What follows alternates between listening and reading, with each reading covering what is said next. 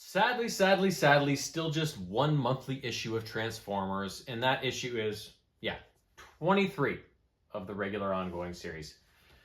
Come on, Image, we want some sub-series, let's go! Anyways, in this issue, the first page we see Shredhead. Remember Cliffjumper tricked him and threw him into the portal on Cybertron to go back to Earth and help the Autobot cause?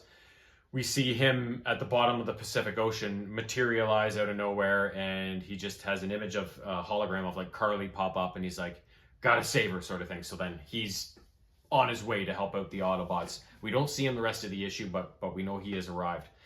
Then the scene shifts to Chicago, where the Autobots are defending, like Chicago's in tatters with all the fighting that has gone on, so that the Autobots are there trying to save the humans. But in the meantime, Starscream has found the location of the Autobots, and he is pressing the attack. And Silverbolt flies in, and he's like, Wheeljack, I found a good location for us to fall back to. So the Autobots start falling back, and then Megatron and Soundwave arrive on the scene after Starscream has radioed and said, like, I found them, let's press the attack. And then Megatron's like, Starscream! Ah! Bitch slaps him like he usually does. And he's like, you just lost our element of surprise. So there's obviously still lots of infighting going on within the Decepticon ranks, especially between Megatron and Starscream, as has always been the tradition. So in the meantime, the Autobots have fallen back. They take shelter in some sort of planetarium or something like that. And there's the human doctors and a bunch of civilians are there. And Wheeljack's trying to save Optimus Prime, who is still lost within the Matrix, unconscious. Gives him a new arm as best he can to, try and cut out that infection. And in the meantime, all the humans that are there are kind of speaking up, like, Optimus saved me in Portland and by doing this or whatever. So they're all paying their respects to the fallen leader of the Autobots. Within the Matrix, Optimus Prime is going on some sort of a journey. Remember, he was seeing the primes and all that stuff. He soon meets up with Sparky, who, I don't know how many issues ago, went into the Matrix to be lost forever, and he's within there. And so him and Optimus are talking things out, trying to figure out what's going on and make sense of everything. And eventually they are led to the entrance of the Matrix, where Spike had kind of half gone into it recently to try and save Optimus, but it didn't quite work out just yet. So eventually, though, on the outside world, the Decepticons eventually find where the Autobots have fallen back to, and once again, Starscream presses the attack. The other Decepticons come, and Carly is on top of Optimus Prime, staying with Spike, who is, half in and half out of the Matrix. And she's like, I won't leave you, Spike, or whatever. So then Starscream arrives, and he's like, haha, human, boom, and he gets ready to blast her, but then Megatron stops him for some reason. I can't remember. Maybe because he doesn't want Prime to die. He wants to do it himself. I can't remember exactly why. But once again, Decepticon infighting kind of saves Carly's ass after Beachcomber takes a shot meant for her from Starscream. And in the meantime, just in the nick of time, Sparky and Optimus come to Spike's location at the edge of the Matrix. And something happens. And Optimus is revived. He comes out of this funk that he's in, and as Megatron and Starscream are infighting and not really paying attention to what's going on, Optimus rises. He's got Carly and Spike in his arms, protecting them, and he's like, Megatron, it's go time. And then the issue ends with him going, one shall stand, one shall fall. Classic Optimus, right? So can't wait to see where the latest battle between Prime and Megatron goes this time.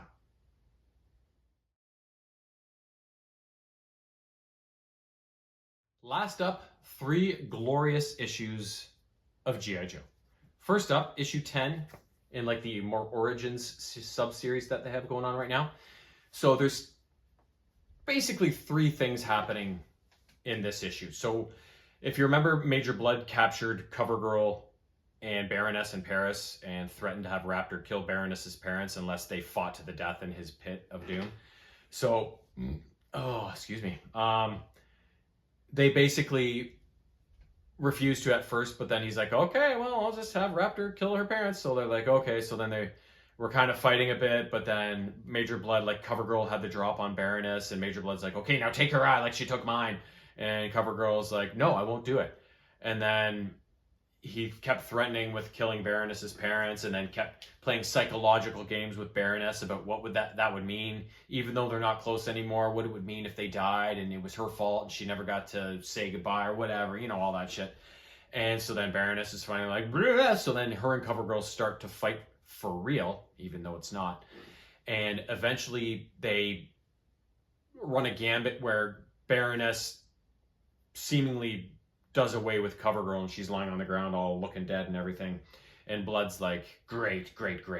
And he comes down, but then CoverGirl comes to life and is like, yeah, breaks his leg, whatever. Or it looks like she breaks his leg, but even though he's up afterwards. And so they get the drop on Major Blood. But Blood's like, even if you get out of here and go after her parents, Raptor, if he doesn't hear from me in so long, he's going to off them anyway, so you don't even have time. But Baroness is like, just go get them, go save them. And Baroness is like, he's mine. So CoverGirl has scampered to go save Baroness's parents, and Baroness and Blood are about to have a showdown in the arena. And that's kind of where their story ends in this issue. But the other two things, Destro is at his headquarters or whatever, and he's having dinner with some lady, I forget her name, but he's talking about how something's just bothering him about Cobra Commander and everything, and something's not adding up. So they have a discussion. He's like, I'm going to go find out what's up. So then he invades Cobra Commander's personal lab or whatever, sees like what looks like Storm Shadow in some sort of vat and some other guys. And he's like, what is going on in here? So then that's when Cobra Commander comes in. He's like, you're not supposed to be in here. And then he's like, oh, you really want to know what's going on? Okay, let me show you. And we don't see anything more. That's kind of where that side of the part of the story ends. And then the other thing, Clutch, Risk feels that Clutch has been acting very weird since they got back from that mission where Clutch kind of had to pretend to be a Cobra Trooper to go undercover and escape. Clutch is acting weird, but not like Risk thinks because he's now a double agent for Cobra or something like that. It's because Hound the Transformer is at the base with Clutch in his Jeep mode, and you know, they've kind of become friends, and he kind of wants to talk to this Transformer and find out what's going on, what his story is. But with the way Duke is so against these transforming robots because of how Starscream killed his friend at the very beginning of this series, Clutch feels like he can't reveal Hound to everybody and needs to do everything in secrecy. And they're talking and stuff, and it's like Hound's like, well, we need more Energon. Like, I don't even know where all my friends are. You know, we need to find those resources. And Clutch is like, well, we can't risk looking at any of the weapons we have here that have Energon in them because we'll get discovered. But if we go back to where this all started, we might be able to find something. So Hound and Clutch take off in the middle of the night, but Risk has kind of been monitoring him, and he takes off after them on a motorcycle. So Hound and Clutch eventually wind up at Mars Industries, and they raid it to try and go find some of these Energon weapons. But Risk gets the drop on them, and it's going like, working for Cobra, are we? And Clutch is like, he's left Hound out by the entrance. He's like, I'll go in myself. So Hound's not there with him. And Clutch is like, dude, you have no idea what you're even talking about. Like, that's not what's going on here. But before anything can happen, Mercer and a bunch of Cobra troops get the drop on them, and they're like, hey, boys, what's up? Little break-in and entering? Now you're fucked, right?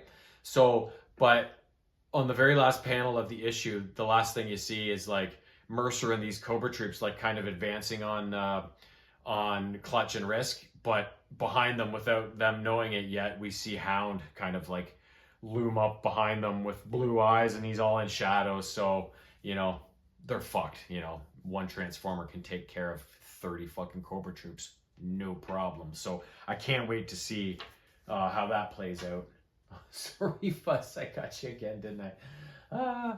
I can't wait to see how that plays out at the start of the next issue. Last up, issues 319 and 320 of the regular ongoing Joe series. So these two go hand in hand. Basically, I'll describe what happens in both issues at once. So we kind of have 5 different things going on.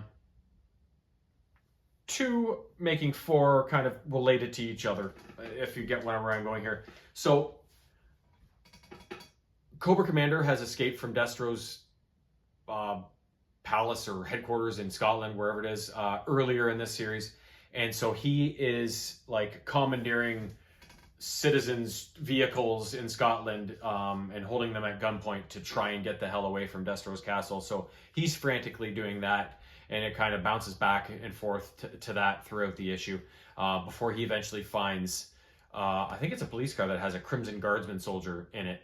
And he's like, oh, hop in, and so he eventually finds somebody to help him out, and who gets him to an airstrip where he boards a jet to get the hell out of there. And G.I. Joe Surveillance back at the pit gets wind of this and gets some imagery, and they're like, guess who's flying out of Scotland in a jet right now?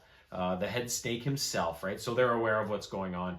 But the other things are all related to each other. So earlier, a couple issues earlier, maybe we saw in Springfield, we saw a bunch of Joes go undercover there. Snake Eyes, Scarlet, Jinx, Sean, Dawn, and Storm Shadow, I think. There might be one other one, but those are the main ones. So Snake Eyes and Scarlet are staying behind inside the house to monitor things. And in the meantime, Jinx and Sean have dressed up as family members of a family that lives in Springfield to go undercover and go out and situation normal sort of thing. But they ended up getting involved with this kid and going to some sort of old folks home. You remember that? They were doing that. And as they were going back home, this kid gets the feeling that there's something wrong with the girl that Jinx is playing, because this kid kind of has the hots for her, and he kind of makes a move. And in the meantime, he's like, you're not whatever her name is. And so they have to kind of subdue this kid. So their cover kind of gets blown there in the process. And the other two, Dawn and Storm Shadow, are in the sewers trying to get intel on Cobra's operations in the area by utilizing the sewers. But they get caught up with some Cobra troops that are there mopping up some of the mutant resistance that was going on. So they get discovered in the sewers by these guys and have to engage in a firefight and basically have to retreat back to the safe house because their cover is blown, which results ultimately in all of them reconnoitering at the house, while all the Cobra forces kind of roll in with his tanks and stuff once they've all been discovered. So they then have to make an exfil and end up stealing like a Stinger to get away. So it's a big pursuit out of Springfield as they commandeer all these Cobra vehicles to eventually escape. And ultimately they're able to escape by stealing a Cobra helicopter. None of them are really helicopter trained, but Jinx has spent many hours in a simulator, so she's their only hope to get them off the ground. And it's a little shaky, but she pulls off the impossible and gets them in the air and gets them pointed the right way. But they do. Wild Weasel and a Rattler, I think, are in pursuit, but the Joes scramble some of their air forces and are able to scramble Ace and the Sky Striker to go take care of the Cobra air threats and allow their guys to return home safely. Now, on Cobra Island, we have a similar kind of situation blowing up. So we got 4 people there. We got Muskrat and Wetsuit in the woods along the shoreline, the jungle line by the Cobra Casino, kind of monitoring what's going on. And inside the casino, Helix and Molto have infiltrated and gone undercover to figure out what's going on with Dr. Mindbender and everything, because they saw Mindbender taking in a capsule with the Serpentor clone going into the facility. So like, oh, what the hell are they up to? So they eventually infiltrate Mindbender's lab and stumble upon it, but Mindbender's in there and he's like, what are you two doing in here? Get out! But then they figure out these two are imposters. So then a big firefight breaks out within the casino. So all of a sudden, Molto and Helix need to exfiltrate themselves from the casino. And meanwhile, in the jungle, a drone has got the drop on Muskrat and Wetsuit, so that they're discovered. So all 4 of the people there, their situation has blown the hell up. So they've all got to make an exfil from Cobra Island. So they end up stealing a Cobra hydrofoil, I believe it is, and escaping via water. So once everybody's safely back at the pit, that second issue kind of ends off. But the last panel we see Stalker approach some of the Joes, and no nonsense, no welcome back, great job. It's Don, Snake Eyes. You're wanted in whatever room, new weapons training or something like that. So that's where we see the issue 320 end off. And they're both ninjas, so I'm wondering if this is some sort of weapon that's specific to the ninja members of the Joe team. If so, that will be pretty cool, because who doesn't like seeing Snake Eyes and Storm Shadow and all those guys in action? Easily some of the best characters in the whole Joe verse, right? So yeah, so 2 action-packed issues there. That was just pretty much like Jacob Fatu, all gas and no brakes in those issues. Can't wait to see where issue 321 takes us. And that's going to come very, very soon. Bye.